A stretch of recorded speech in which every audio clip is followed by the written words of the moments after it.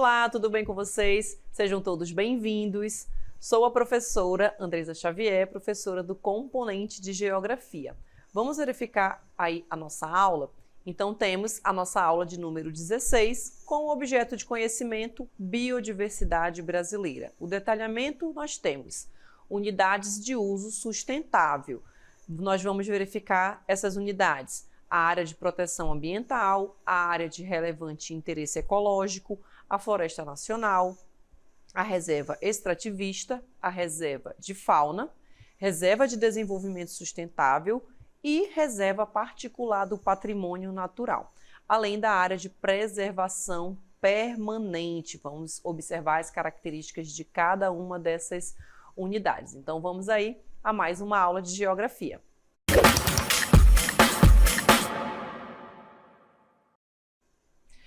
Muito bem, então vamos iniciar a nossa aula, né? Trouxe aqui algumas imagens para vocês observarem, que ficam localizadas aqui no Amazonas, né, em Manaus. E aí nós temos a UFAM, nós temos ali a Praia do Tupé, que nós já verificamos, e observem que a gente tem aí uma área verde, né? Aí essa área também do INPA, e nós vamos conhecer um pouco de cada uma dessas áreas, observando as características conforme as unidades de uso sustentável, né? A Lagoa do Japim, o condomínio Elisa Miranda, e essas áreas elas têm em comum justamente a questão dessa preservação, a manutenção dessa área verde, assim também como o MUSA, né? Ou o Jardim Botânico. E aí nós vamos observar quais são essas características, quais são as atividades que a gente pode realizar aqui em cada uma dessas áreas, conhecer um pouco, né, de cada uma dessas áreas. Então a gente vai iniciar com o conceito de unidades de uso sustentável. Vocês já ouviram falar aí sobre unidade de uso sustentável? Já observaram ali quais são as categorias, né, que nós vimos ali no detalhamento da nossa aula? E aí nós temos o conceito, né, unidades de uso sustentável. São áreas que visam conciliar a conservação aí da natureza, gente. Então, eu tenho uma área e nessa área a gente vai conciliar, ou seja, eu vou utilizar alguma parte, né, daquela região, daquela área, com o uso sustentável aí dos recursos naturais. No caso dessas áreas que a gente acabou de observar, a Praia do Tupé, o condomínio ali com uma área verde, o INPA, a UFAM, né, que é a Universidade Federal aqui do Amazonas, a gente tem essa área que vai ser preservada e essa conciliação, né, entre essa conservação da natureza juntamente com o uso sustentável ali daquela área, né, até mesmo para ter ali a manutenção da flora, da fauna, das espécies que estão inseridas ali naquela região. E são permitidos nessas unidades de uso sustentável, aqui a gente pode realizar coletas, né? Se você vai, por exemplo, estudar ali, pesquisar sobre uma espécie animal ou vegetal, você pode fazer aí as coletas. Nós temos aqui também a utilização, né, ou o uso dos recursos naturais, desde que esses recursos ambientais renováveis e também esses processos ecológicos, eles estejam o quê? Assegurados, que é justamente esse uso sustentável dos recursos naturais, né? Que eu pontuei aí para vocês, né? Então, conciliar essa conservação e também o uso sustentável desses recursos da natureza, certo? Vamos verificar quais são as categorias de uso sustentável? Aí eu trouxe para vocês, olha, na imagem a gente já tem uma delas, né, que é a RDS, que é a Reserva de Desenvolvimento Sustentável Mamirauá. E aí nós temos as outras categorias, né? A área de relevante interesse ecológico, né? Aqui a sigla de cada uma delas, a Floresta Nacional, aqui a sigla, que é a FLONA, a Reserva de Fauna, que é a REFAO, a Reserva de Desenvolvimento Sustentável, que é aqui a RDS. Então essas são algumas das categorias. Temos também a RESEX, que é a Reserva Extrativista, né? Aqui também a gente vai realizar determinadas atividades, conciliando o uso sustentável, né, dos recursos naturais predominantes em cada uma dessas áreas. Temos também as APAs, que são áreas de proteção ambiental, e a Reserva Particular do Patrimônio Natural, que é a RPPN, tá bom? A sigla de cada uma delas para vocês conhecerem, né? E aí a gente tem algumas dessas informações para cada uma dessas categorias que estão inseridas dentro dessas unidades de uso sustentável, né? E como o nome já diz ali para gente, uso sustentável, ou seja, eu vou poder utilizar os recursos que estão ali inseridos dentro daquela área e também de acordo com cada categoria, porque cada categoria, gente, ela vai possuir ali uma utilidade, como a gente vai observar mais à frente. A gente vai iniciar com a área de relevante interesse ecológico. Aí nós temos um espaço que vai ser destinado à conservação dos ecossistemas naturais, que tem aí uma relevância, né, para aquela região, para aquele local, tá bom? E aí nós temos as dimensões reduzidas e com baixa, ou até mesmo, olha, com nenhuma presença humana, mas ela tem as características de uma unidade de uso sustentável. Se ela tivesse aí como característica nenhuma presença humana, aí sim ela não se classificaria, não seria uma categoria de uso sustentável. Porque ou eu posso ter ou eu não posso ter presença humana. Porque a gente tem aí a utilização, né, um espaço destinado à conservação dos ecossistemas, mas que eu também posso ali utilizar. As características naturais distintivas é composta por terras que podem ser públicas e também terras privadas. E aí ela pode ser classificada dessa forma. Vamos observar aí uma imagem, trouxe um mapinha aí para vocês observarem. Uma dessas áreas, né, a área de relevante interesse ecológico ali do Javari Buriti, em Santo Antônio do Içá. E aí a gente tem essa área em destaque, em verde, que é toda essa área de relevante interesse ecológico, né? Então a gente tem espécies ali que precisam ser preservadas, precisam ser conservadas, a utilização dessa área, mas de forma sustentável e também pensando na conservação, né, dessas espécies que estão aí nesse local. Vamos agora para a Floresta Nacional. Aí nós temos uma área com cobertura florestal onde predominam espécies nativas também, né? E o objetivo da Floresta Nacional, gente, a gente tem aqui o uso sustentável, né? Como nós vimos ali no conceito geral, e também diversificado dos recursos florestais e também voltado aqui, olha, para a pesquisa científica, né? Nós temos aí um exemplo aí na imagem, que é a Floresta Nacional de Tefé, no Amazonas, tá bom?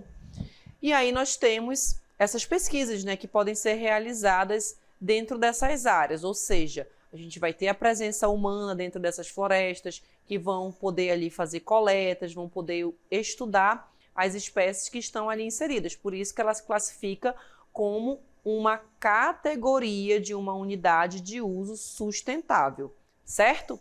Vamos observar aí também que pode ser admitida, né, a permanência de populações tradicionais, diferentemente de um outro tipo de unidade ou de uma área de preservação permanente, né, onde a gente não tem mesmo que sejam populações tradicionais, mas dentro daquela área reservada para uma área permanente, a gente não vai ter essa característica, né? Então, aí nós temos a permanência de populações tradicionais que habitam desde sua criação, e eles têm ali o uso sustentável, a manutenção, o manejo adequado para aquela área, né? Então, tudo isso já é feito, por isso que há essa permanência aí dessas populações. Vamos agora para a reserva de fauna. Aí eu trouxe para vocês um outro exemplo, fora aqui do estado do Amazonas, né? A gente também tem outras áreas, apesar da gente sempre falar das unidades de uso sustentável, né? Quando a gente vai falar das categorias, a gente bate muito nessa tecla dessas áreas estarem inseridas dentro do perímetro da floresta amazônica, mas os outros estados, gente, as outras áreas, os outros biomas, né? Eles também possuem aí cada uma dessas categorias e também buscando conciliar essa conservação e também esse uso sustentável. O exemplo aí da reserva de fauna, que fica a Baía de Babitonga, em Santa Catarina, que é um exemplo de uma reserva de fauna, uma área natural com populações animais e espécies nativas, E aqui a gente tem tanto espécies terrestres e também espécies aquáticas. Uma área adequada para estudos, também para pesquisa, né, técnicos científicos.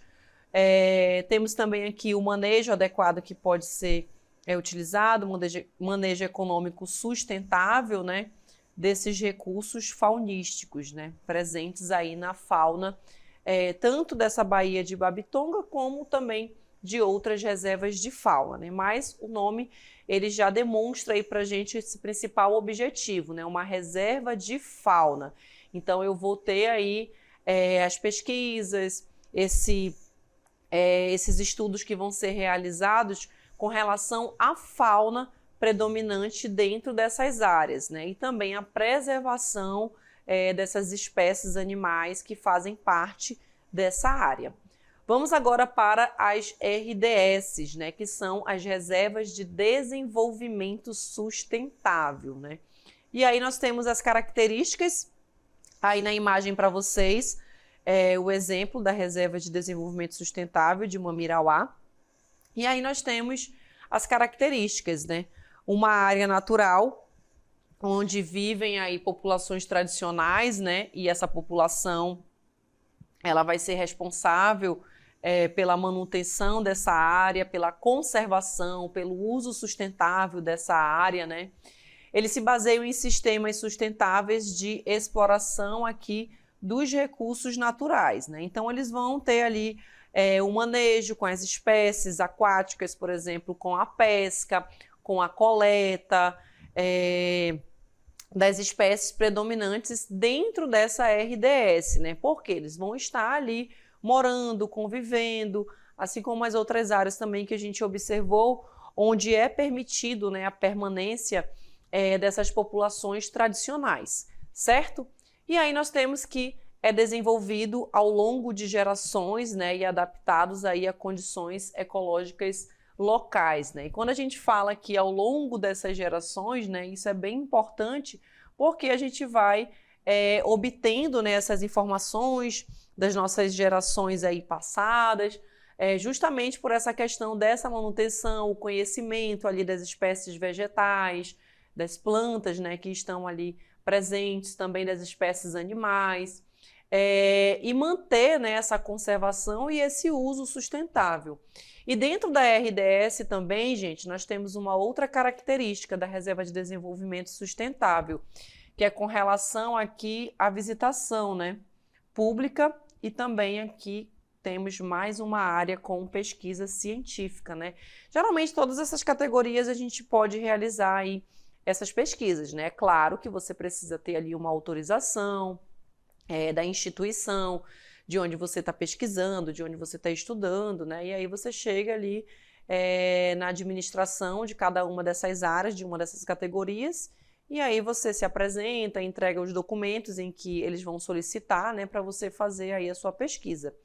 E também algumas áreas, elas têm essa visitação pública, né, onde você vai conhecer como é que eles mantêm, né, aquelas espécies, mantêm aquela floresta, mantêm essa reserva como um todo, né, com esse trabalho, com esse uso sustentável e essa conservação.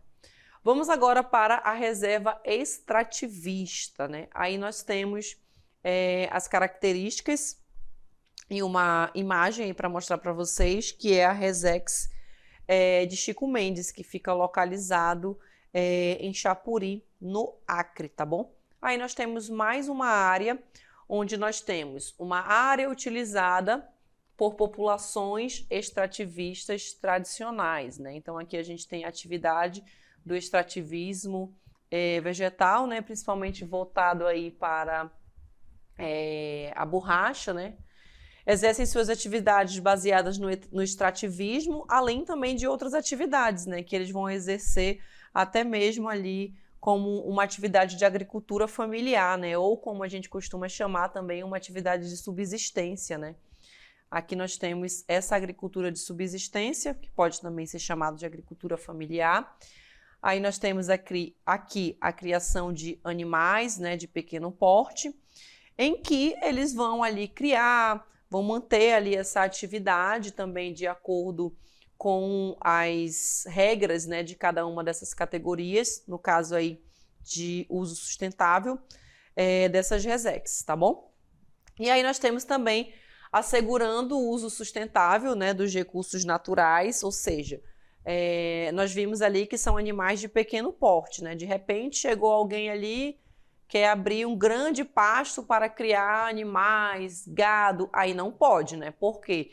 Isso vai contra as regras de uma unidade de uso sustentável, né? Então aqui a gente precisa assegurar esse uso sustentável dentro dessas áreas, né? Desses recursos existentes ali, até mesmo por conta da proteção, né? A proteção dos meios de vida, dos ecossistemas predominantes ali. Além também da cultura, né, das populações. Então, a manutenção, né, assegurar essa área ali para aquela população, até mesmo por conta desses conflitos que possam acontecer ali com relação à terra, entre outras questões. Aqui também a gente tem a visitação pública que pode ocorrer dentro dessas áreas e também a pesquisa científica, né, que pode ser realizado dentro das RESECs, tá bom? E aí nós temos a área de proteção ambiental. Vamos observar algumas delas. A gente viu até lá no início da aula, nós vimos algumas áreas também, né? Aí trouxe para vocês o Parque Nascente do Mindu, localizado aqui também em Manaus, Amazonas. Ponta Negra também é uma outra área de proteção ambiental, né? Uma APA, onde nós temos aí uma área dotada de atributos naturais, atributos estéticos, né? Como a gente pode observar, a gente já tem ali uma paisagem que já foi modificada pelo homem, que já tem um outro padrão. Geralmente a gente tem ali, dentro dessas áreas de proteção ambiental, pontos turísticos também de muitas cidades, né? Que é o caso aí da Ponta Negra, aqui também em Manaus, Amazonas, né? Onde a gente tem uma área onde os turistas frequentam, a população também frequentam, mas todos esses comércios que estão aí instalados, eles precisam respeitar aqui as regras dessas unidades de uso sustentável, né? No caso da APA, que é a área de proteção ambiental, certo? E aí a gente tem, né, atributos naturais, aqui os atributos estéticos, como a gente pode observar, né, tudo bem bonitinho, organizado, uma arquitetura, aspectos também culturais, né, respeitando a cultura da população, importante aí para a qualidade de vida e também para o bem-estar das populações humanas. Geralmente é uma área extensa com o objetivo aí de proteger a diversidade biológica, né, as espécies predominantes aí nessas áreas,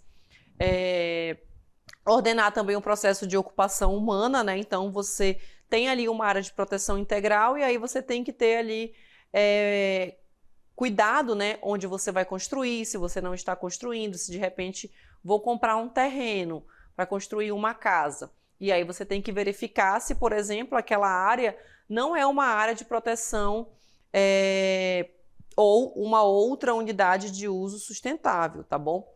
E aí você tem que estar sempre atento onde, por exemplo, você vai comprar ali um terreno, assim como também em qualquer outro estado, né? De repente eu quero me mudar e aí, já pensou? Comprei um terreno numa área de unidade de uso sustentável, e aí eu não vou poder construir, né? Então você precisa estar atento também a essas informações, pesquisar aí na prefeitura da cidade, verificar quais são essas áreas e as características. E aí a gente tem uma área extensa com o objetivo de proteger, né, essa diversidade biológica, coordenar esse processo de ocupação humana e assegurar o quê? A sustentabilidade, né, que é o objetivo aqui de quase todas as categorias que nós vimos, né, o objetivo principal. E é constituída por terras, aqui também a gente tem terras públicas e terras privadas, tá bom? Se de repente numa APA, numa terra privada, a gente tem ali uma área que não é pública, é uma área privada, mas a gente tem que ter ali dentro de um condomínio, digamos. Eu tenho um igarapé, por exemplo, e ali é uma APA, então você tem que manter aquele igarapé limpo, com aquelas características, ou seja, a conservação daquela área. Então, seria isso, basicamente, uma APA dentro de uma área privada. Mesmo que ela seja privada, não significa que você vai fazer o que você quer ali dentro daquela área, não, porque ela está protegida ali pelas leis ambientais, protegida pelo Estado, mesmo estando inserida numa área privada, tá bom? Apenas aí para a gente perceber a diferença. Por isso que eu comentei com vocês. Se de repente você compra um terreno, vai construir e tem uma área ali de proteção, você vai ter que preservar, você vai ser responsável pela manutenção ali, a conservação daqueles recursos, certo? Vamos agora para a reserva particular do patrimônio natural. Aí nós temos um exemplo, né, ali no Mato Grosso. E aí nós temos a área privada com o objetivo de conservar também a diversidade biológica presente aí dentro dessas áreas, tá bom? É permitido também a pesquisa científica e também você pode realizar visitas turísticas, né, recreativa ou até mesmo educacional, né? Quero levar os meus alunos ali para conhecer esse patrimônio natural, as espécies, como é que é feito ali o trabalho, e aí também pode ser realizado. É criada por iniciativa do proprietário, que pode ser apoiada por órgãos integrantes, né, como o Sistema Nacional de Unidades de Conservação da Natureza, na gestão dessas unidades aí de conservação aqui, ou o C, né, que é Unidade de Conservação, tá bom? Apenas para a gente observar aí as diferenças. E aí nós temos, e nesses espaços, né, nós temos aí, verificamos de forma geral a preservação da biodiversidade, desses processos ecológicos, né? Isso vai ser fundamental ali para essa conservação, né, para essa manutenção dessas áreas, né? Também se abre aí para espaços de atividades, como nós vimos, né, pesquisa científica, o desenvolvimento social e econômico também das comunidades locais, né? A gente viu ali a agricultura familiar, ou até mesmo você fazendo ali um manejo, por exemplo, com a pesca, você comercializando, né, que é esse desenvolvimento econômico. E aí, sempre atrelado ao desenvolvimento sustentável. E aí nós temos explorando recursos com responsabilidade, né, alguns exemplos. Pontuei aí a coleta e o uso sustentável, né, nós temos a extração desses recursos que podem ser realizados, como, por exemplo, a madeira, que vai ser retirada, né, como uma atividade do extrativismo, frutos, plantas medicinais, vai ser permitido desde que seja realizado de forma controlada, né? Você não vai chegar ali e retirar toda a madeira daquela área ali de uso sustentável, tá bom? E que não comprometa também essa renovação desses recursos e a integridade desses ecossistemas. E isso é o quê? Sustentabilidade, certo? Porque você está ali utilizando, você vai utilizar aqueles recursos, mas de forma sustentável. E o desenvolvimento sustentável é o quê? É utilizar hoje os recursos, né, mas sempre pensando nas minhas próximas gerações. Trouxe para vocês também as atividades econômicas compatíveis, né? Então eu vou ali realizar uma atividade econômica de acordo com as características daquele lugar, né? O turismo ecológico, aí um exemplo, a agricultura familiar, que eu também tinha pontuado para vocês, né? Que a gente utilizou lá o termo agricultura de subsistência. Aí temos também aqui a pesca artesanal, a criação de animais de pequeno porte, aí são alguns exemplos, né, dessas atividades que a gente pode desenvolver, que a gente pode realizar dentro dessas áreas de uso sustentável, né? Só que você vai realizar essas atividades, né, um desenvolvimento sustentável e econômico, né, que é o tripé aí do desenvolvimento sustentável, uma das partes desse tripé econômico, social. E aí nós temos as rígidas diretrizes, né, que precisam ser seguidas, porque se a gente não seguir essas diretrizes, né, a gente vai acabar aí causando um impacto ambiental, né, uma degradação para essas áreas. E aí nós temos também as pesquisas científicas e educação ambiental, né, que pode ser realizado dentro dessas áreas. Aí eu pontuei que essas unidades, elas também servem como laboratório natural, né? Imagina você ir para uma área dessa, pesquisar, verificar ali as pesquisas que já estão acontecendo, né, as espécies que estão ali inseridas, voltadas para a educação ambiental. Então, através do estudo da flora, né, ou seja, das espécies vegetais, da fauna, né, que compõe, né, as espécies animais, e também dos processos ecológicos, né. Isso pode aprimorar o nosso conhecimento, né. Imagina sair da sala de aula e ir para uma área dessa, conhecer quais são as práticas sustentáveis, por exemplo, que aquelas populações tradicionais que vivem, que moram ali, em contato direto, né, conservando, mantendo ali aquela floresta. Então isso é bem curioso, né, saber como é que é desenvolvido essas atividades, né? Então aumentando aí, melhorando, aprimorando o nosso conhecimento. E aí chegamos na área de preservação permanente. Aqui nós temos esse conceito, é uma área protegida, coberta ou não por vegetação nativa. E aí nós temos a função, né? Vamos observar quais são dessas áreas de preservação. Aí nós temos preservar os recursos hídricos, né? Preservar a paisagem, a estabilidade geológica e também a biodiversidade predominante ali dentro dessas áreas. Facilitar o fluxo gênico da fauna, né? Esse fluxo entre as espécies animais, as espécies vegetais existentes ali. A proteção do solo também é uma outra característica, uma outra função, e também assegurar o bem-estar das populações humanas. Essa área de preservação permanente, gente, nós temos aí que ela visa atender ao direito fundamental de todo brasileiro, né? De nós, brasileiros, que vamos usufruir, vamos aí utilizar. E aí nós temos um meio ambiente ecologicamente equilibrado, né? Então, se eu não tenho aí essa preservação, esse uso sustentável, essa conservação dessas áreas, a gente provavelmente não vai ter esse meio ambiente ecologicamente equilibrado, né? Imagine se a gente não tivesse essas áreas, essas diretrizes, né, que são bem rígidas. Inclusive, a gente tem uma das leis ambientais, né, comparadas a outros países, né, bem fortes, bem firmes, bem rígidas, né, bem estabelecida também. Só que com a extensão territorial do nosso país, né, nós temos aí também a floresta amazônica que precisa ser preservada, ser mantida em pé, né, para manutenção desse meio ambiente ecologicamente equilibrado. Mas a gente precisa de fiscalização, a gente precisa de educação ambiental, né, entre outros fatores. E aí nós temos o artigo 225 da Constituição Federal aí de 88, né?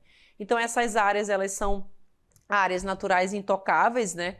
Com rígidos limites aí de exploração, ou seja, não é permitida ali a exploração econômica direta, como nós vimos ali diferentemente nas unidades de uso sustentável, né? Onde a gente pode utilizar aqueles recursos da natureza, a gente viu ali a madeira, plantas medicinais, atividades ali relacionadas também com pesca, mas de forma sustentável, equilibrada, né? E que também aquelas espécies elas possam ali se renovar dentro daquela área. Já essas áreas de proteção permanente não, né? As diretrizes elas são outras, tá bom? Então essas aí foram algumas das características para a gente observar, né, as diferenças dentro de cada uma delas e também todas as categorias de unidades de uso sustentável que nós verificamos aí durante a aula. Então assim finalizamos a nossa aula e até uma próxima.